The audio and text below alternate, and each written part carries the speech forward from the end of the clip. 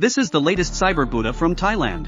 Once you help an old granny cross the road or go to the river and perform a life release, the system will hand out a certain number of merit points to you. You can use the points to exchange for cash or buy goods in the Merit Mall, so you no longer have to wait until your next life to enjoy the merits you have accumulated in this life. This Cyber Buddha was well received once it was launched, only the monks of the temple did not feel good about it because they lost their jobs, and the electronic Buddha statue that the temple used to have 199 all rushed to get. Now the price has dropped to $9.90 and no one wants it, and more importantly, there are no more janitors who are willing to come to make money offerings. Un decides to join if he can't beat them, wrongly said. It should be that you have to know your enemy to defeat them. He got a set of cyber photos from a friend, and was surprised that when he switched it on it was an extremely long user agreement, and he complained about it in a small voice, but it accidentally triggered user feedback. Get 200 points for your feedback on the product. He hurriedly removed the device. Why was this Buddha still eavesdropping on him? Un wanted to call to complain about the other party's invasion of privacy, but there was no human customer service reception. Until the next day, the founder of Cyber Buddha actually called personally and invited Yun to visit the headquarters.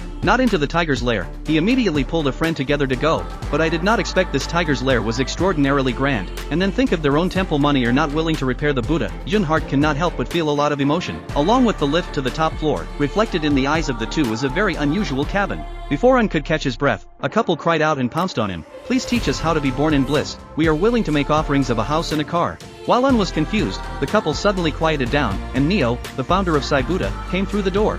All this is a true recollection of his childhood.